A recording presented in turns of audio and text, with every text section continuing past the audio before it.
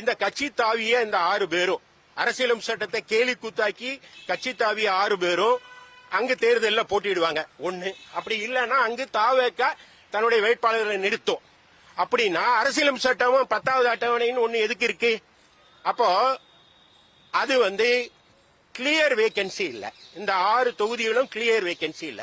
வேகன்சிங்கிறது ஒருவர் சட்டமன்ற உறுப்பினர் நோய்வாய்ப்பட்டு மரணம் அடைந்து விட்டாலோ, அகாலமாக காலமாகி விட்டாலோ, அல்லது தவிர்க்க முடியாத ஒரு சூழ்நிலைகளில் அவர் எம்எல்ஏ பதவியை டிஸ்குவாலிபிகேஷன் போன்ற விஷயங்கள்ல காலி ஆயிட்டாலோ அந்த இடத்துல தேர்வு வரலாம். அது பேர் தான் கிளியர் வேகன்சி. அப்போ சஸ்பீஷியஸ் வேகன்சி அப்படின்னு சொல்றாங்கல்ல, சர்ச்சைக்குரிய வகையில் காலியான இடத்துல தேர்தல் நடத்தக்கூடாது அப்படிங்கிறது எங்களுடைய நிலைப்பாடு. இது தொடர்பா நாங்க சென்னை உயர்நீதிமன்றத்தில் ஏற்கனவே ஒரு வழக்கு தொடர்ந்து அது வர 13ஆம் தேதி விசாரணைக்கு வருது. அப்ப கிளியர் வேகன்சி இல்லைன்னா அங்க எலெக்ஷன் நடத்தக்கூடாது இருக்கு. என்ன சட்டம் இருக்கு அப்படின்னா எலெக்ஷன் கமிஷன்ல அதுக்கு உதாரணம் இருக்கு. டிஆர்எஸ் கேஸ்ல இது போன்று 2 இடங்கள்ல வழக்கு நிலுவையில் இருந்தாலும் அங்க தேர்தல் நடத்த மாட்டோம்னு சொல்லி உச்ச நீதிமன்றம் வரை சென்று எலெக்ஷன் கமிஷன் அதுல ஜெயிச்சிருக்கு.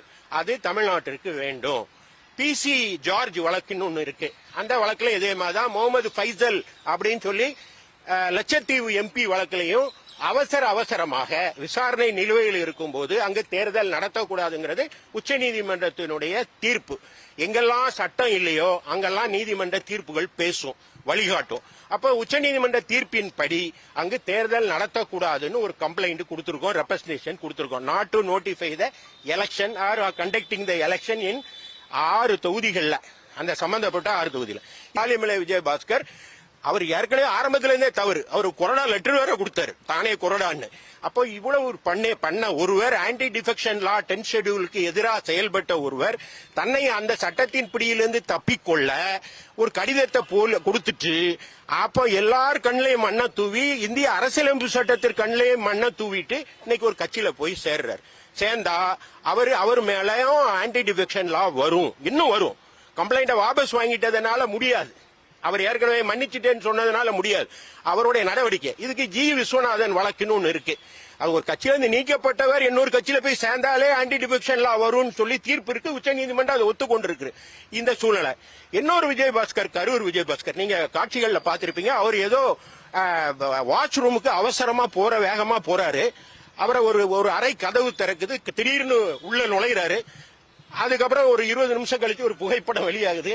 அவர் ரிசைன் பண்ணிட்டாருன்னு சபாநாயகர் முன்னால நின்று ஒரு போட்டோ எடுத்துக்கிறாரு. அவர் இப்ப ரிசைன் பண்ணிட்டேன்னு சொல்றாரு. எந்த விதத்துல இது நியாயம்? கட்சியில இருக்கிறவரு, ஏற்கனவே மன்னிப்பு கோரியவர், நான் இந்த தவறை மீண்டும் செய்ய மாட்டேன், கட்சி விரோத நடவடிக்கையில் ஈடுபட மாட்டேன்னு சொல்லிட்டு அவர் இவ்வாறு ரிசைன் பண்ணிட்டு போனா அது அரசியலமைப்பு சட்டத்தை அவமதிக்காதாகாதா? அப்போ நாட்டை வழி நடத்துகிறது எது? அரசியலமைப்பு சட்டம். அரசியலமைப்பு சட்டம் பெருசா, தன்னுடைய சுய லாபம் பெருசான அரசியலமைப்பு சட்டமே மேலோங்கி நிற்கும்.